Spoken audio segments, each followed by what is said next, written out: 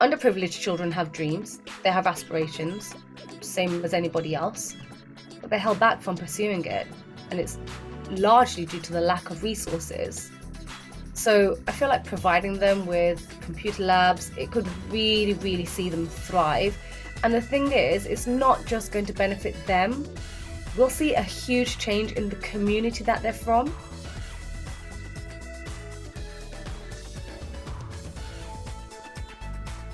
Hello, I'm Pritesh Chauhan, and earlier this year I turned 40 and I wanted to do something meaningful alongside all of the celebrating. I decided to ask my community to support me in helping an underprivileged community and give them a small yet transformative boost. This is how the Rainbow Boosters project was born. In sharing the idea with people, I realised that we all know of a teacher, a family member, a friend, an author, or a singer that has made a profound impact on our life. I wanted to create a space where we can share those stories, so welcome to the Rays of Sunshine series. Joining us today is Leena Patel, a Bollywood dance choreographer extraordinaire from London, who is formally trained in Indian classical dance styles, Kathak and Bharatanatyam, with an extensive experience in stage, film, and TV dance projects such as BBC Strictly Come Dancing and Channel 4 Stand Up to Cancer. Leena is the founder of Bollyfemme, a movement to empower women through dance. Bollyfemme was created as a platform for people to learn feminine-style Bollywood dance routines in a safe, supportive environment with industry specialists. Our agenda is to provide quality teaching, empower each other, and learning in a judgement-free zone. I hope you enjoy listening to our conversation. Hi, Leena, how are you? Hey, good. How are you? Yeah, really well, thank you. Thank you for taking the time to chat to me in your crazy and fun and interesting life. So I really, really value your time. I want to get into it. So this is the Rays of Sunshine podcast series. And I want to know which person or teacher had the most profound influence on your life, and in what way did they contribute to shaping your future? So I think there are a lot of people that have contributed to kind of shaping the person that I am and fed my aspirations. Um, but I'd say the first and the foremost, and I guess the most important would be my mum. Um, I feel like when I think about my childhood and I reflect on her commitment to me for my passion in dance, honestly, it's only something that I could only hope that I can provide my children with. She was always there. She always supported me. The drive to every dance class, every weekend on a Saturday and a Sunday. And then when I was doing my dance graduation on the weekdays, picking me up after school, trekking 100 miles around the country to try and get my training. Honestly, it's just unmatchable. I cannot think of anybody who would do something like that other than a mum.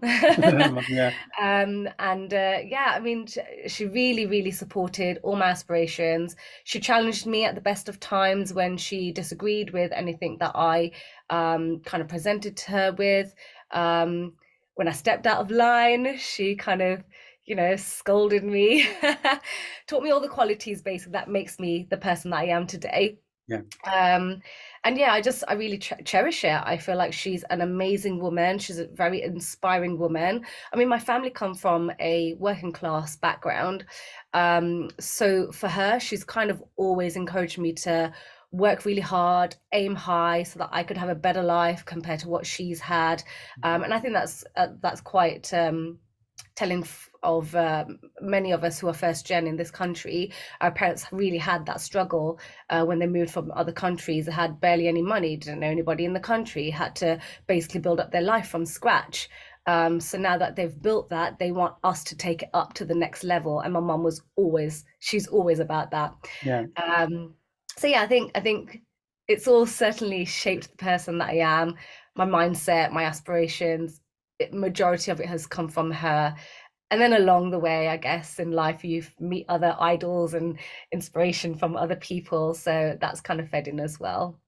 That's really amazing, because it would have been really easy. And you know, as well as I do, lots of stories of, especially first generation, where parents had a struggle, especially from a South Asian background. They had a really big struggle when they came here, and they pushed everyone to do the obvious and the most secure route to give them something stable. And it's really refreshing and forward thinking of your mum to really support your dreams and aspirations. Where do you think that comes from in her? Because a lot of other mums are like, no, go to school, be a doctor, be an engineer, that narrative we say as a joke, but that's what was happening. She let you and supported you, from what it sounds like, be all of the dancer and performer that you want. Why do you think she allowed you to do that? What is it that's different in her? If I'm honest with you, I feel as though it's probably because she wasn't able to do it herself. Yeah. So she, when she was younger, had aspirations. She wanted to go to university. She wanted to become a teacher, just like her dad. But she's from a rural village in India. Mhm. When she was young, along came my dad. She got married off, came to a country, didn't know the language. So I feel as though she had that fire. She's had that fire in her from a very young age, from what I can tell from the stories that I've heard. Um, and because she wasn't able to accomplish the things that she wanted to, I feel like she has said, right, my daughter, you're going to do everything you want to. No one's going to stop you. Not your dad, not marriage, not a man, not family life, nothing. You do what you want to do, and you do it really well. So I think that's where it comes from. Yeah, what a true ray of sunshine, hey?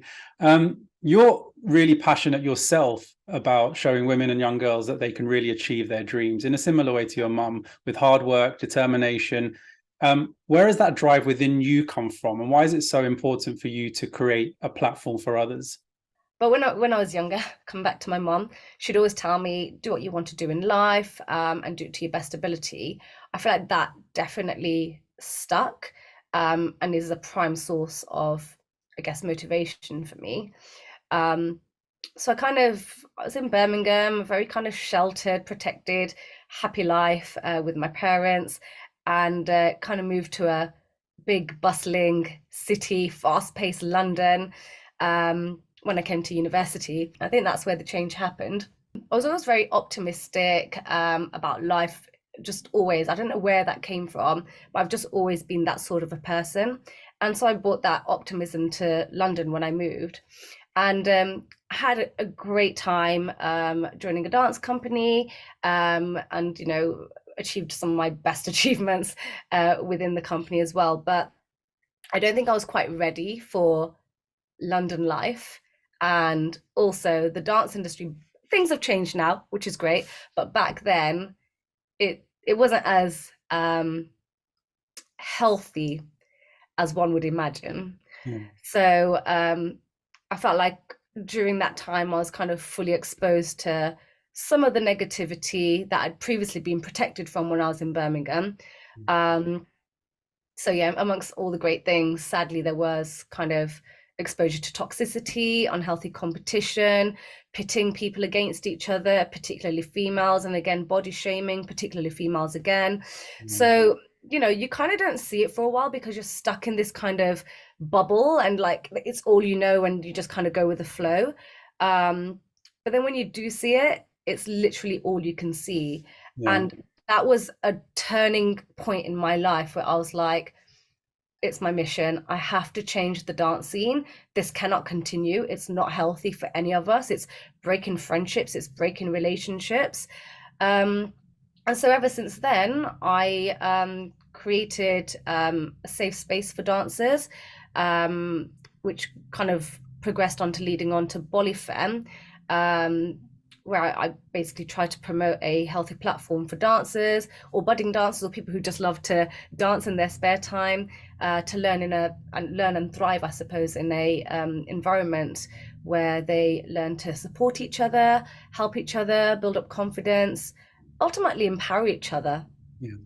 Um, and I think it's nice because I see the results after each class and after a period of time as well. And I see, the girls are all supporting each other in class, applauding each other, screaming for each other. I've seen beautiful friendships develop just from attending my class. And they come back to me, they're like, Leena, we met in your class, like you did this. And honestly, it makes me feel so happy that particularly South Asian women, which is I guess the target, South Asian women are coming together and they are breaking the stereotype, breaking kind of the norm that the old aunties would say and do to us. It wasn't great, and I feel like everyone is, not everyone, a lot of people are now starting to stand up to that and starting to say no, starting to kind of realize that we don't need to put up with this. We can support each other. We don't need to compete with each other. We can all drive towards a common goal, and it will push the community forward rather than individuals. And I think that's the important thing for me. It's all good that an individual person achieves success, and that's great for them, but we as a community need to do it. And that's what I'm trying to push through my classes. I want that shift. And it's been quite nice. I mean, I'm not going to take the credit for the general shift, but I like to think that my classes have some influence in the change that I've seen in the dance industry and the attitudes towards each other over the last few years. Yeah, sure. Community is a word I was going to use, and you've used it rightly. Knowing a few of your dancers from friends or different walks of life, there does seem to be a real sense of support and community, and empowering each other to push on. And it's lovely to see and witness. A big part of that is music. All of the Asian music scene, the Western scene. What have you, tapping into your inspirations? What have you discovered in a song or a soundtrack that's given you solace either through a tough time or ignited something to kick on the next level of project or success? I feel like I've been through different phases of music in my life, and I think that might be true for many people. I mean, when I was younger, it was all about Bollywood music. I didn't know anything Western until I hit my late teens when my friend gave me a CD. Yes, we had CDs back then.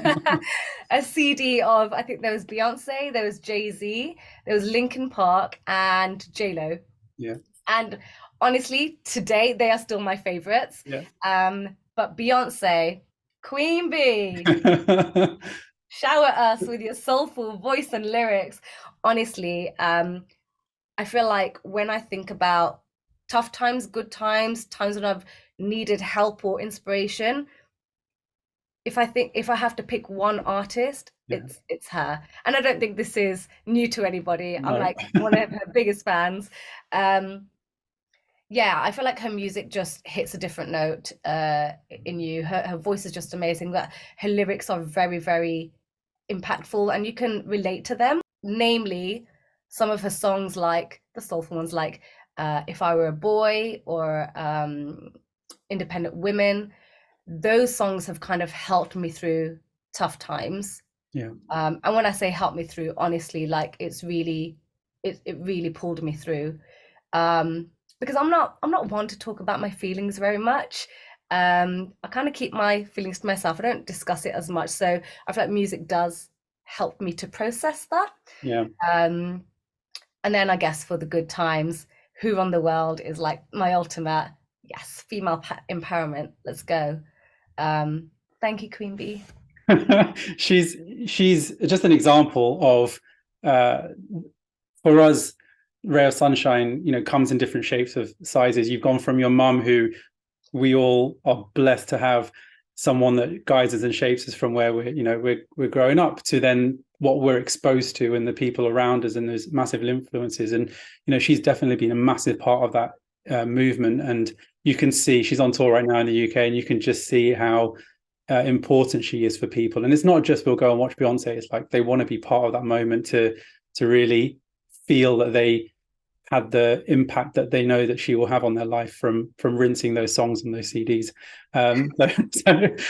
But also I've noticed a trend, and I don't know if it's deliberate, but in some of the recent routines you've done, you've kind of gone back to the 90s classics as well.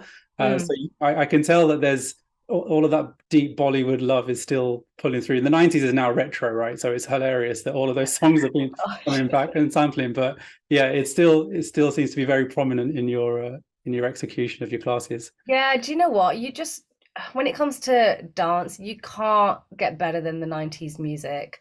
I mean, maybe it's because I grew up with it and I just know it so well. It just emanates through my body, like through and through. I really feel like I connect with it really well. And it's interesting because when it comes to choreographing, I know we're going off on a tangent here, Right, but when I choreograph those sorts of songs, I feel like it's just like bam, bam, bam. I can do it so quickly, and I feel it, and I feel good. Whereas when it comes to the newer music, it is categorically very different to the beats, the musicality, the lyrics, everything is very different about it. It's very new. And it takes me a lot more time. Yeah, interesting. I like to think I vary it up, but yeah, I like hitting back to a few of the tracks that I grew up with. Yeah, nice. I want to talk to education for a minute. So, how has education and access to technology influenced whether it's your personal, your dance life, or even your professional accomplishments? Massively, in short. I feel incredibly lucky to have had the opportunity to receive an education. I simply wouldn't be where I am today if I hadn't had it.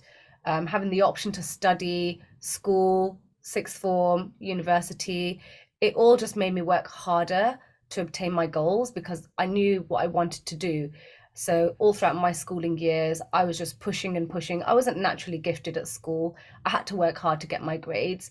But because I knew what the next step was and I knew I wanted to get to university and that was an option for me, I kept pushing to get there.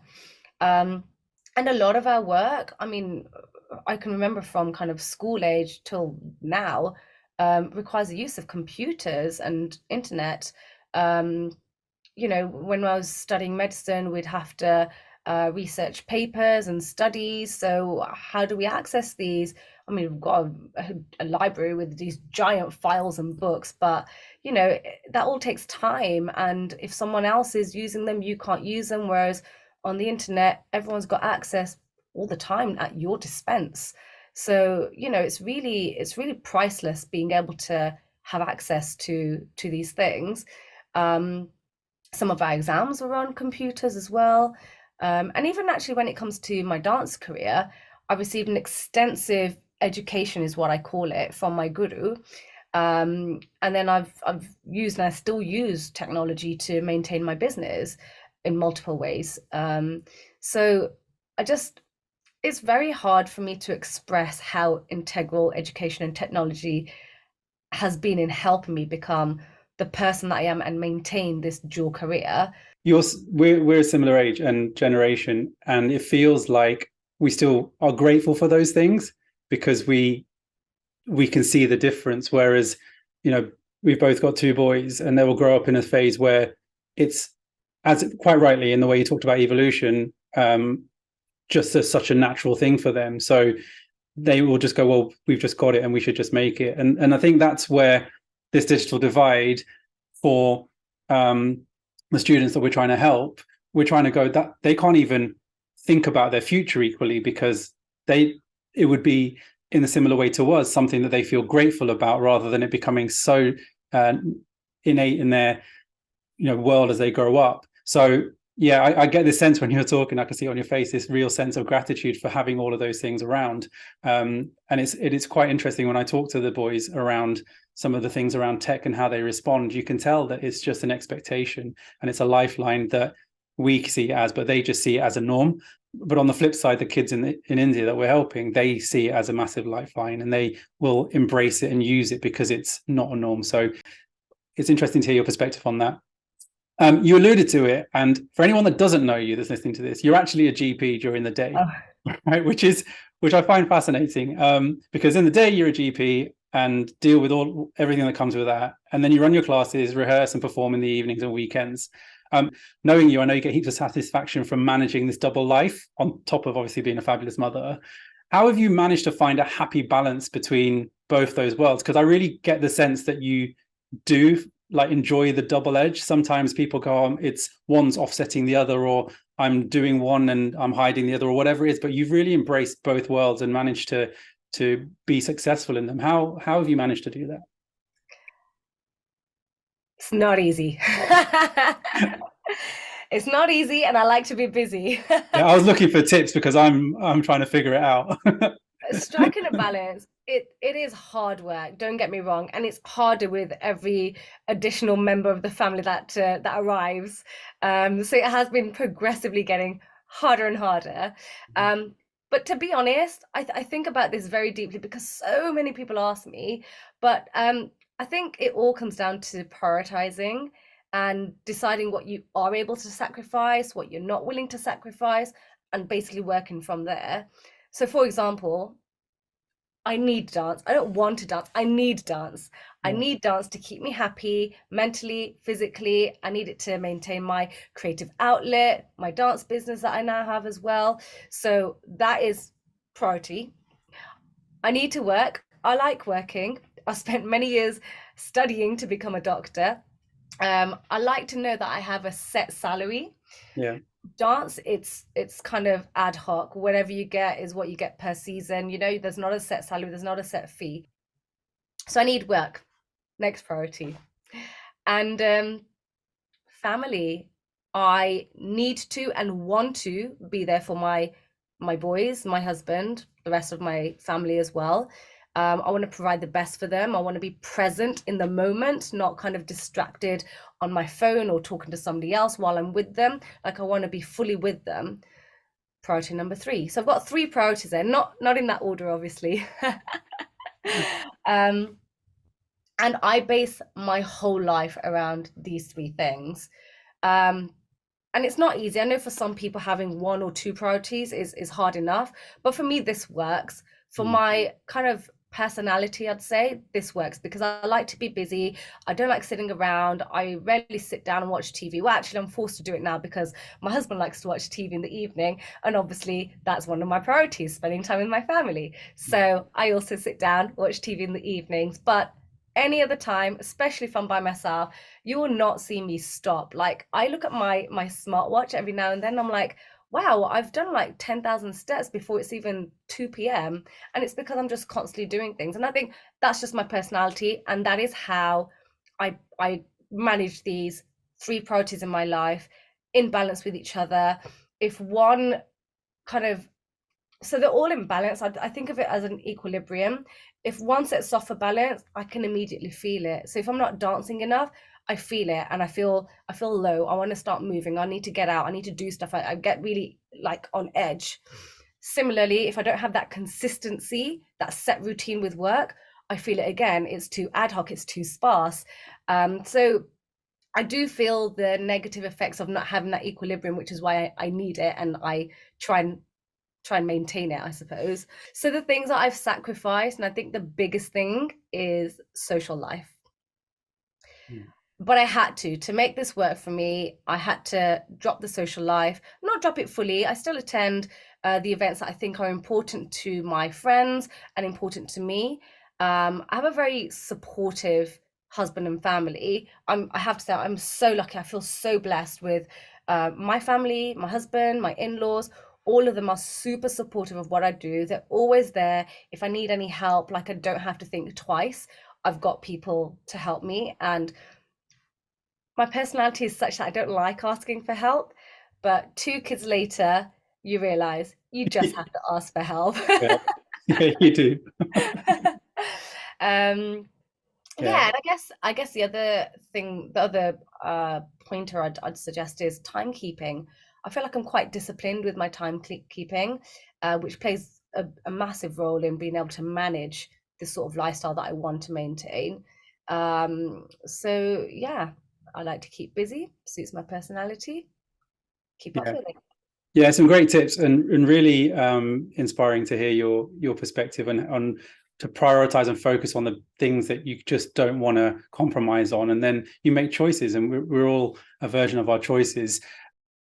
You reminded me of something that Adam Grant said, who's kind of like a behavioral scientist, and he said actually there is no work-life balance because a lot of us strive to have a work-life balance all the time, and he says actually if you think of your life as an orchestra, then essentially each component of your band is a different part of your life, and sometimes that drum is going to bang louder because your family needs you, and then that will go quieter, and then something else will bang, and essentially your life is fluid, and all you have to understand is that different parts of your orchestra are needing your attention or banging louder than the others, and I that made me really shift, because I think for a long time caught in the commercial rat race, the corporate rat race, I was like, oh, when am I going to get to a work-life balance? And then the pandemic hits, and then you realize that everything's upside down anyway. So this really helped me shift and go, actually, I make the choices that I want to make and prioritize the things that are important, and they're going to need different attention at different points. So, but it's fluid, and that helps me move forward. I want to move a little bit to those without So, or not necessarily those without, those under a cloud. Um, Whether it's within dance space, so thinking about the young girls or the young kids that have this aspiration, whether it's to become a dancer or performer, or whether it's in the educational space where they want knowledge or they want to be something, but they don't have all the resources we've talked about. They don't have access to that library or whatever.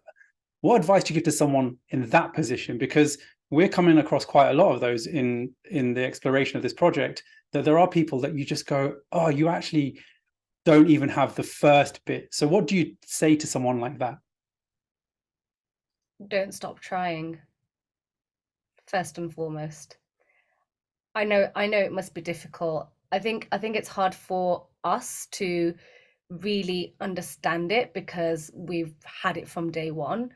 But I can see bits and I can partially understand how difficult it must be for them. But my advice is to just keep going, keep knocking on doors, see who can help, see how they can help. Try community centres, try libraries, speak to schools, speak to charities, speak to people around you. Raising that awareness will somehow reach a high level, and that high level will somehow, hopefully, respond and provide whatever is lacking. Yeah. And the thing is, you just never know how far your voice will reach. So my advice would be, don't stay quiet and think it's never going to happen. Keep trying, keep making noise about it, and hopefully somewhere along that journey somebody will listen and somebody will provide. um and I mean, I feel like that's the best advice I can give, because I feel like we come from a very privileged country, I suppose, who where we get all of these things very easily without asking. But that would be the first step. Don't back down. I think it's great. I think it's great advice. And even for anyone else, is like, just keep pushing through the challenges and through the grey clouds. You don't know what's going to happen and what doors are going to open. So I love that. So thank you for that. What impact do you believe access to the internet and technology can have on the lives of disadvantaged children? Quite literally, it will change their whole life. Yeah. Having access to the internet, computers, technology, just in general, it can really help them to learn, source help, share, connect, all the things we use to our advantage. Um, Technology is the present. It's going to be even more prominent in the future.